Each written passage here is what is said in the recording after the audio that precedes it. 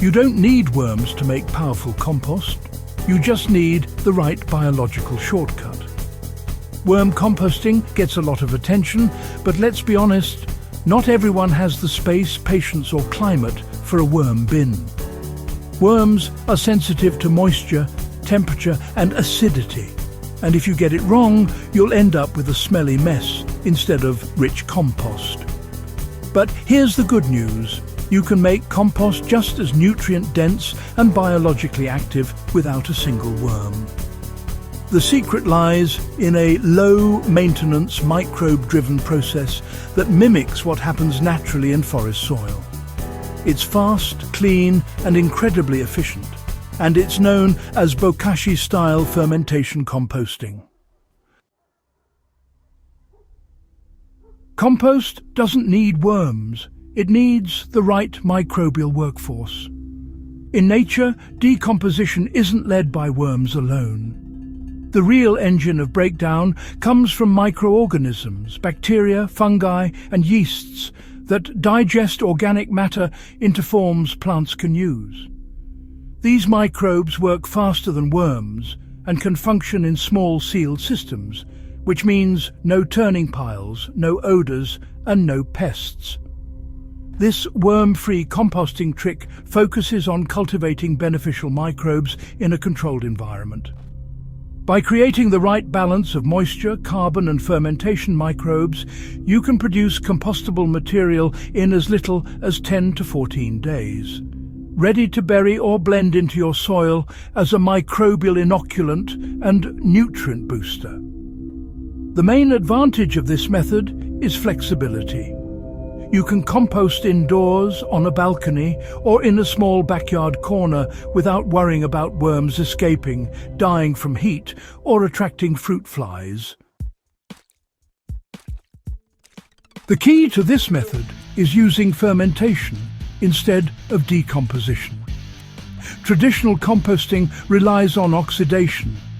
Microbes break down organic matter with oxygen, which is why piles need turning. Bokashi-style composting, on the other hand, uses fermentation, an anaerobic process that preserves nutrients and locks in carbon compounds that feed soil microbes later. Here's how to do it. Start with a sturdy bucket or airtight bin, ideally 10 to 20 litres, with a tight-fitting lid. You'll also need inoculated bran, a material coated with lactic acid bacteria, yeasts and phototrophic microbes. You can buy ready-made bokashi bran or make your own using a simple recipe. Mix 1 kilogram of wheat bran with 2 tablespoons of molasses, 2 tablespoons of EM or effective microorganisms solution and enough water to make it slightly damp but not wet.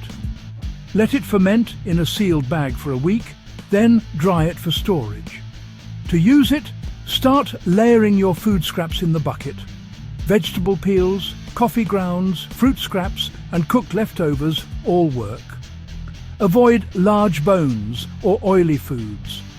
After every 2 to 3 inches of scraps, sprinkle a handful of bokashi bran over the layer. Compact it down to remove air pockets and close the lid tightly. Continue layering until the bucket is full.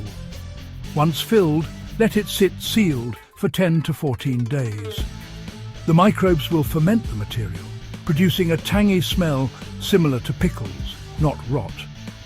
A small amount of liquid called bokashi tea may collect at the bottom.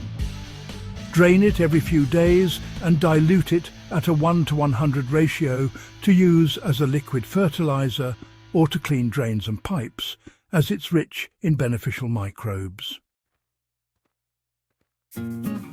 After fermentation, the real transformation happens in the soil. When the 2-week fermentation is complete, the material won't look like compost yet.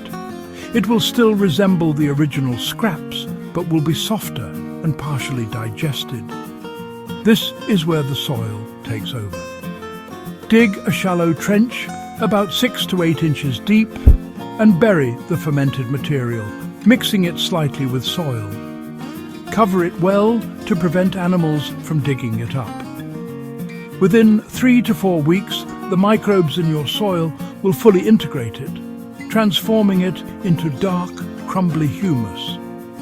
During this time, soil bacteria and fungi finish the job the fermentation started, breaking down proteins, carbohydrates and fats into stable organic matter. This process enriches the soil faster than traditional composting and retains more nitrogen, calcium and trace elements, since the fermentation process prevents nutrient loss through evaporation. You can supercharge this system by adding specific ratios of brown and green materials. For best results, balance your kitchen scraps with carbon-rich browns. Bokashi fermentation handles nitrogen-heavy food waste well, but adding dry material ensures better microbial stability once buried. A practical ratio is 3 parts fermented waste to 1 part dry carbon, such as shredded leaves, sawdust or cardboard. Mix these into the trench before covering. This ratio moderates nitrogen release and creates an ideal structure for soil aeration. Gardeners with sandy soil can add more carbon material to retain moisture, while those with heavy clay can mix in a bit of coarse sand or perlite to keep the decomposition zone breathable. For example, if you bury 3 kilograms of fermented food waste, mix in about 1 kilogram of shredded leaves or straw and turn it lightly before covering. Within 4 weeks, you'll have a nutrient-charged soil pocket that acts like a slow-release fertilizer zone. You can even make this process work without any special inoculant. If you can't access bokashi bran or EM solution, don't worry. You can use natural fermentation starters from your own kitchen. Rice rinse water, sour milk, or a spoonful of plain yogurt all contain lactic acid bacteria that kickstart the process. Combine 1 cup of rice rinse water, 1 tablespoon of sugar and 1 teaspoon of yogurt in a jar. Let it sit loosely covered for 5 to 7 days. Then strain and use the liquid as your microbial starter. Add 1 tablespoon of this liquid per litre of water when moistening your bran or directly to the bucket layers. The fermentation will proceed slightly slower, but still yield effective results. This worm-free compost trick builds living soil faster than most worm systems. While worm bins create excellent compost over months, the fermentation method delivers similar biological benefits in weeks.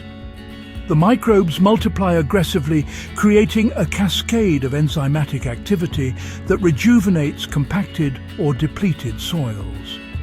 You're essentially pre-digesting your kitchen scraps into a microbe buffet that your soil life will devour once buried. Gardeners who've tested both systems often find that fermented compost boosts early root growth and flowering faster, especially when used as a trench amendment under new garden beds. The high microbial content also suppresses harmful fungi and improves soil texture naturally. If you have raised beds, you can dig a small 12-inch section at a time and bury a batch of fermented waste every 2 weeks, rotating across the bed. This creates consistent zones of microbial activity that nourish your plants throughout the growing season.